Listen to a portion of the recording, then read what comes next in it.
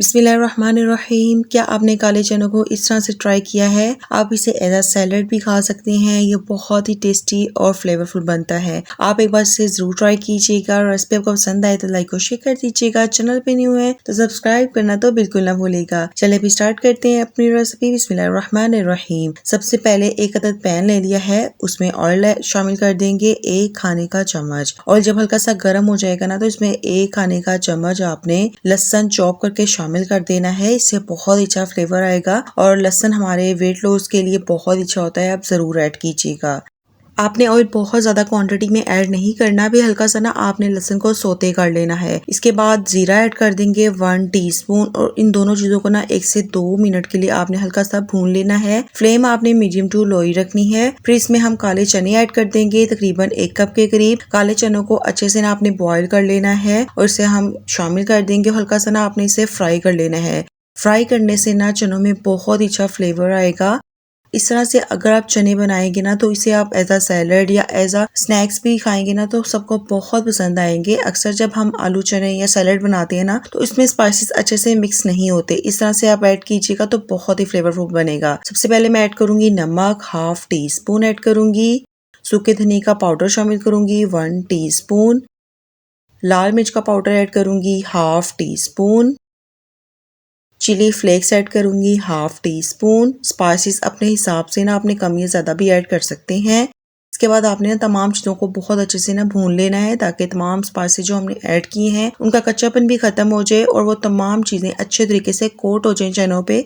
इस तरह से अगर आप चने बनाएंगे ना तो तमाम फ्लेवर्स अंदर तक एब्जॉर्ब हो जाएंगे। फिर आपने ना इसे 5 से 6 मिनट के लिए अच्छे से भून लेना है और आप देख सकते हैं 5 से 6 मिनट के बाद अच्छे तरीके से तमाम स्पाइसेस चनों के साथ चिपक चुके हैं। अब चनों को आपने एक बाउल में निकाल कर ना अच्छे से पहले से ठंडा कर लेना है। फिर बाकी की इसमें तमाम चीजें हम शामिल करेंगे। चने जब अच्छे से ठंडे हो जाएंगे ना तो इसे एक बाउल में शामिल कर लेंगे। आपने बड़ा बर्तन ले लेना है ताकि मिक्सिंग का अमल अच्छे से हो सके। फिर इसमें मैं आलू शामिल कर दूंगी। तकरीबन मैंने 2 अदद दरमियाने साइज के आलू लिए थे। आप 1 अदद बड़ा आलू भी ले सकते हैं। इसे सिंपल मैंने नमक ऐड करके बॉईल कर लिया था। आपने ना इसे 100% अच्छे से कुक कर लेना है। फिर इसे क्यूब्स में हम कटिंग कर लेंगे। फिर चॉप्ड अनियन ऐड करेंगे, तकरीबन ये 1/2 कप के करीब है। फिर मैंने 3 से 4 हरी मिर्चें ली थी, बारीक मैंने इनको चॉप कर लिया है। अगर आप छोटे बच्चों के लिए बना रहे हैं ना तो आप ग्रीन चिलीज को स्किप कर सकते हैं। 2 अदद मैंने टमाटर लिए थे, इनको भी चॉप करके शामिल कर देंगे। फिर मैंने 1/2 कप के करीब कैबेज ली थी, बंद गोभी, इसको भी बारीक बारीक कटिंग करके हम शामिल कर देंगे। फिर मैंने 1 अदद लेमन लिया है, ये बड़ा वाला है तो मैं 1/2 इसमें लेमन ऐड करूंगी। आप चाहें तो इसमें इमली का पल्प भी शामिल कर सकते हैं। लेमन ऐड करने के बाद आपने इसमें चाट मसाला ऐड करना है 1/2 टीस्पून। क्योंकि हमने इसमें तमाम स्पाइसेस ऐड किए हुए हैं इसलिए चाट मसाले की क्वांटिटी मैं इसमें कम ऐड करूंगी। फिर इसके बाद आपने इसे बहुत अच्छे से मिक्स करना है।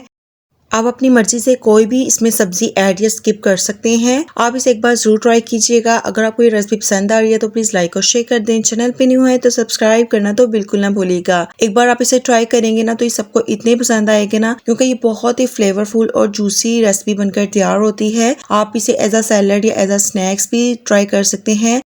आप किसी भी दावत या शादी के मेन्यू में एज अ स्टार्टर भी इसे सर्व करें। इसके बाद हम इसे डिश आउट करेंगे। बहुत ही टेस्टी और जूसी ये वाली रेसिपी बनकर तैयार हुई है, क्योंकि तमाम फ्लेवर चनों के अंदर तक एब्जॉर्ब हुए हैं। आपको बिल्कुल भी खाने में ये देखें माशाल्लाह से जबरदस्त किस्म के हमारे चनों का ये सैलेड तैयार है। हल्की फुल्की भूख के लिए बेस्ट रेसिपी है। आप इसे एक बार ट्राई करें और मुझे फीडबैक दें। और आप देख सकते हैं तमाम स्पाइसेस अच्छे से चनों पे कोट हो गए हैं।